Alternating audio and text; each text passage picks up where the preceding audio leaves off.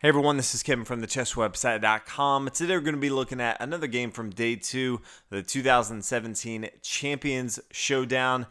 The Champions Showdown, if you're not familiar, there's 8 of the top players in the world, and each of them is matched up against one opponent for 4 days, and they play 30 games against that opponent, mix of rapid and blitz chess. So you can imagine 30 days over 4 days. It's got to be pretty fast chess. First day, they play 4 games of 30-minute games.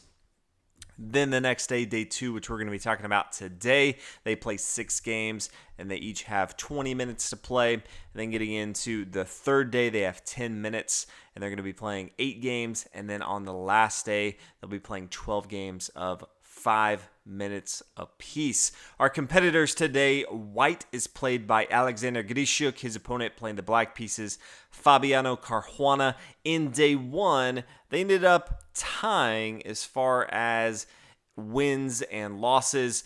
Both sides did get a win on day 1, and then they drew a couple games. Coming into day 2, both of these individuals have a win, and they've tied a bunch as well. So getting into this last game of the day, game number 6, the 10th game so far. Both sides looking to get a victory and go into day 3 with a lead. So we'll go ahead and get started. Alexander Grischuk starts with pawn to d4. Pawn to d5, pawn c4, and then we see pawn take on c4. So not only do we not see pawn to d4 very often, we don't see the queen's gambit very often. We definitely don't see the queen's gambit accepted line. Most of the time we're seeing queen's gambit decline line, but queen's gambit accepted line, and then pawn to e4. So aptly named the central variation. More common, you're going to be seeing knight to f3. This is the main line, but hey, with rapid style chess, you never know what you're going to see. So Alexander Grischuk decides to play pawn to e4 and then knight to f6. Pretty much forces the play of pawn to e5 and then knight d5, bishop takes on c4. You're always going to get that material back in the queen's gambit accepted line, and this brings the knight back here to b6. Bishop comes back here to d3. Had a few options. Could have played bishop to b3 if you wanted to, but decided to play bishop to d3. If you haven't seen this position, or if you haven't really thought too much about chess in general, you have to be aware of things like this where your opponent is playing where they're kind of baiting you to take here on d4. Always be looking for these. This would be a trap because queen can't take. Bishop to b5 check. There's a discovered attack, and the queen is going to fall. Even if the queen comes back here to defend this, he is going to fall.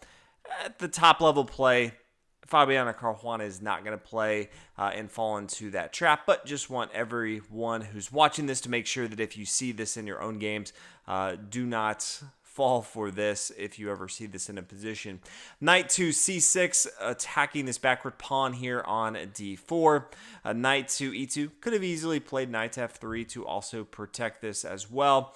Bishop to g4, and essentially needs to play pawn to f3, trying to attack this minor piece that's defending the square here on d4. Black has both his knight and his queen both defending this, so really needs to make sure he holds on with his knight on e2 to defend the square on d4.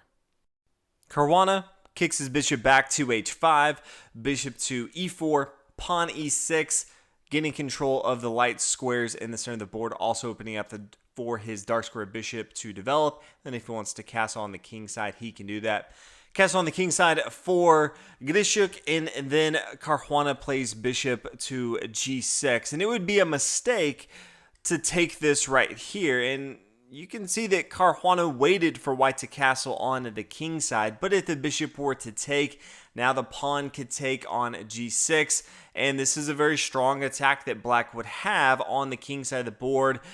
This king is already not super safe because the pawn's already pushed forward to f3, and now with this rook on h8, it can really start to attack his opponent, and black hasn't committed to one side of the board. This would be different if Caruana had castled on the king side. It would be a little safer to exchange with the bishop here on g6, but because he has not, this would definitely be a bad exchange for Alexander Grischuk. If he wanted to exchange over here hey, that's completely fine.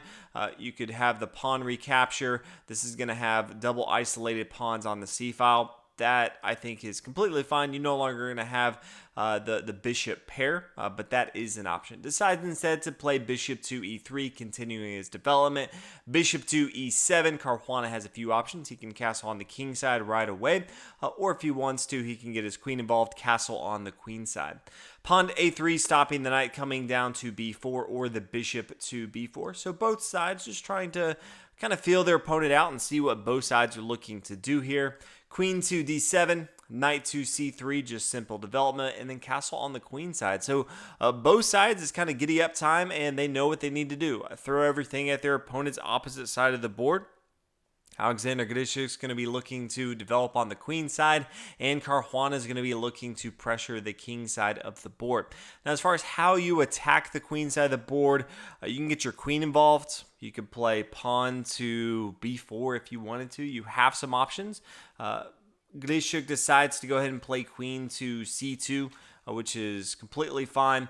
Pawn to f5, so black looking to attack the king side of the board, and we start to see some exchanges come off. Bishop takes on c6, queen recaptures on c6, and then bishop comes back to f2. And this is one of those where I think white could have played a little bit more aggressive here. He had the option of knight to f4. This allows your opponent to make a mistake. This pawn, backward pawn on e6 is only defended by the queen here on c6. So depending on how black wants to continue, he may not recognize in a rapid style. You don't have as much time to think. And this just makes his opponent always weary of, yeah, my opponent has a knight here on f4 and it's attacking this pawn on e6. He doesn't really have that threat to worry about if the bishop comes back here to f2. So I prefer to get the knight more involved with f4. Now, pawn to f4, and we start to see both sides really trying to have control of this f4 square. Queen down to c1, bishop to g5. Now the knight takes, king over here to b8, knight down here to e2, just everything going to defend the square here. Queen back here to e8 to defend this bishop here on g6. Bishop to e3, trying to hold down the fort here. Bishop to f5, nice little outpost move from black. Rook over here to d1. Says I have a backward pawn here, and since I have everything already covering the square here on f4, I'm going to move my attention over to this pawn, because if things start to exchange over here, I do want to make sure that I have something protecting this backward pawn on d4, since my opponent is threatening with his rook here on d8. At this point, Caruana decides to strike first. You know, we have all this material lining up on this f4 square. Grischuk says, hey, if you ever want to take it, I have 3 pieces that are ready to exchange at any given time. Caruana says, yeah, let's go ahead and do that. I will give up my bishop pair. Let's go ahead and exchange. That's exactly what white does. So the bishop takes, pawn comes down here to h6, pawn comes back e3, knight d5 attacking the bishop. Says, okay, that's fine. I'll just recapture with my queen. Knight here to c3, getting into a better spot on the board. Pawn g5 starting to push on the king side of the board as we expected from black. And then we see an exchange in the center. Rook takes here on d5. But I think this is good for white. He has a better pawn structure. Black has a isolated pawn here on the e-file. While both sides have equal pawns, I think the pawn structure for white is better. And so with this, I think white getting into the endgame has a better potential to come out with a win. You know, they definitely could still tie. It's not a guaranteed win by any means, but definitely like the threats that white has in the center of the board. Pawn to h3, rook to g8, just getting ready to push forward with his pawns here. Pawn b3, queen e7. Rook here to a2, bishop to g6, both sides just maneuvering a little bit. Pawn a4 starting to push on the queen side. Bishop to e8 trying to stop some of the push on the queen side of the board.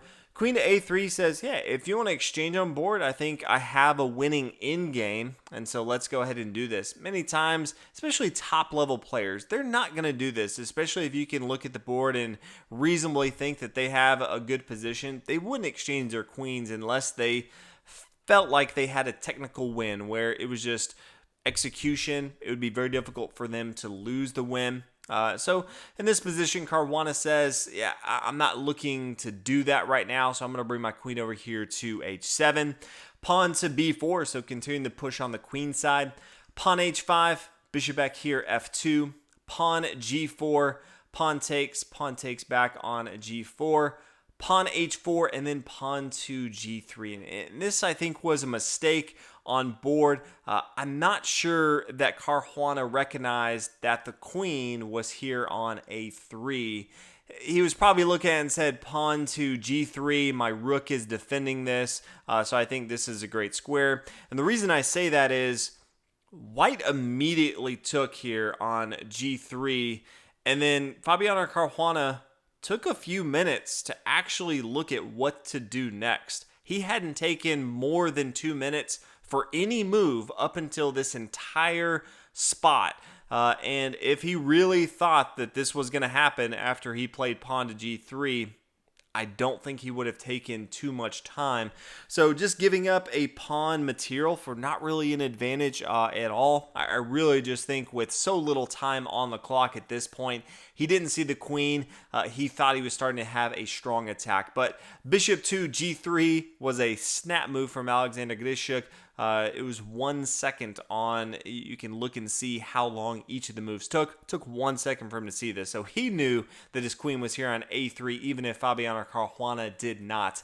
Bishop comes to g6, pawn to b5. So you can see white starting to push the advantage here. Bishop f5. It is a nice little outpost, although doesn't really do too much right now. Queen to e3. This does centralize the queen. I'm not sure that it is the best spot if he's trying to have the queen hold down this pawn on d4. I think it's better just to play queen to c3. It just stops some of his attacks by playing queen to e3. This is more defensive in my opinion. But rook back to d7. Now decides to push forward. Pawn to d5.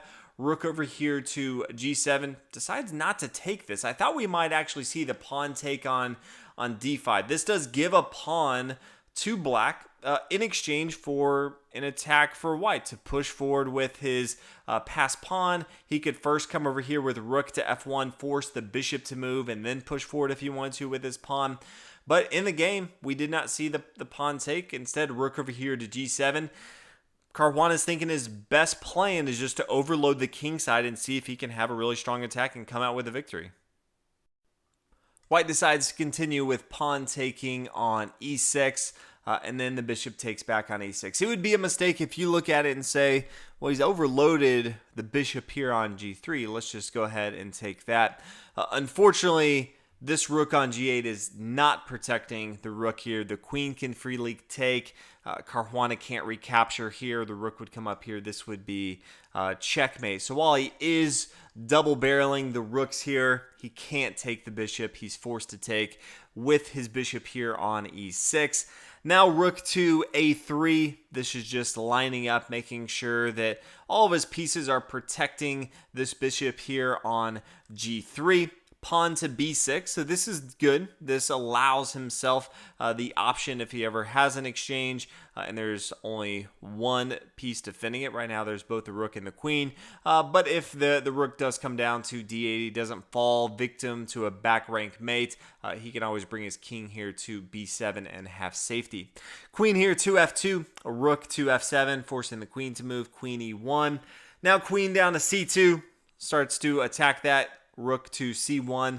The queen moves. Rook over here to c3, just double barreling. This is exactly what you want to do. So both these rooks attacking the square here on c7 forces the rook on f7 to hold down the 7th rank. Rook to g7. Rook here to c2, forcing the queen to move. Queen to b4. And this is where things get kind of crazy. The rook comes up here to c6. White has a strong advantage, but this is not the best play. A few things are happening with this. The first thing is after rook to c6, we're attacking the bishop on e6, but there's also a discovered attack. The queens are now attacking each other. Very, very huge attack from both sides of the board. But this also opens up the door for the queen to take here. if black looks at it and says, okay, you're attacking my queen here, first and foremost, I have to look at that. He could easily just take with his queen on a4, and then white's in a tough spot. He would love to take with his rook here on e6. That's part of the reason that he was up there. But then he's just going to lose his rook here on c2, and that's not good. And this is going to be a game that Caruana can easily win. So the rook up here on c6 is somewhat a mistake. Fortunately for Alexander Grischuk, because there's not a lot of time on the clock, his mistake was overshadowed by the even bigger mistake, and that is the rook coming down here to g3. Yes, this is a free bishop to take here, Caruana. The problem is you just lost your queen. You didn't see the queen taking here on b4. Caruana is forced to immediately resign. After this, the rook here on c2 is protecting, so the rook can't come down here. Down a queen of material is always going to be tough to come back. So Alexander Grischuk takes the 10th and final game in day 2. So going into day 3, the blitz portion, he has a game in hand against Fabiano Caruana. So playing a great tournament so far, Alexander Grischuk. This has been a fun series, just the Champions Showdown so far. We've had lots and lots of crazy games. With so little time for these players to think, you really start to see some wild strategies that you would never see in other formats. So hopefully you guys are enjoying this tournament so far, and I will see you guys in day 3 for some of the coverage. And then day 3, Magnus Carlsen kicks off. We have 8 competitors, but 6 of those competitors started yesterday. Magnus Carlsen and Ding Lian start tomorrow. They will go from Saturday to Tuesday. So while we do have 4 days for all the competitors, they have spaced it out a little bit, which will be nice. That will allow me to do more commentary over a longer period of time. So thanks for watching, and I'll see you in the next video.